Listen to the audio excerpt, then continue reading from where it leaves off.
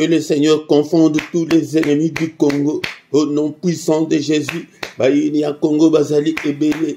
Bazali na kati ya mboka. Bazali banda mboka. Bazali koluka destruction ya mboka. Bazali koluka balkanisation ya mboka. Kandana nzambe koyela bango. Au nom de Jésus, Seigneur, tabisa ilongi na yo.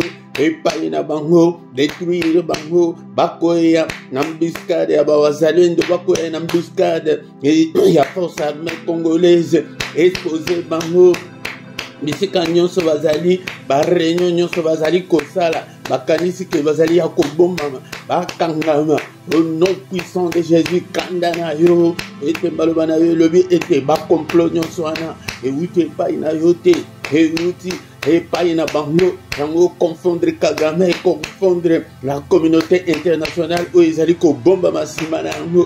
Au nom puissant de Jésus, les hommes de Tata, manifeste ta puissance, manifeste ta grandeur, na kombo na Yesu Christo, na tatole longa, et l'on dépêche la libota ya Congo, au nom puissant de Jésus, ba union se la confus et honteux, au nom puissant de Jésus. Amen, amen, amen, amen, amen, amen.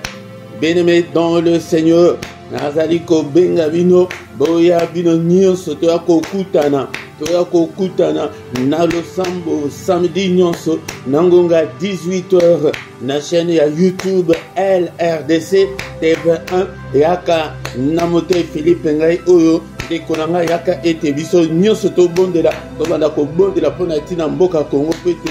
Il y a Congo bazali ebele au nom puissant de Jésus nazali kozela bino samedi nyonso ni nangonga 18h heure ya Paris heure ya Bruxelles awa ezali ba vidéo mikuse mais boya kuna ete tozwaka plus ou moins 20 minutes kaka ete to bondela ponatina Congo.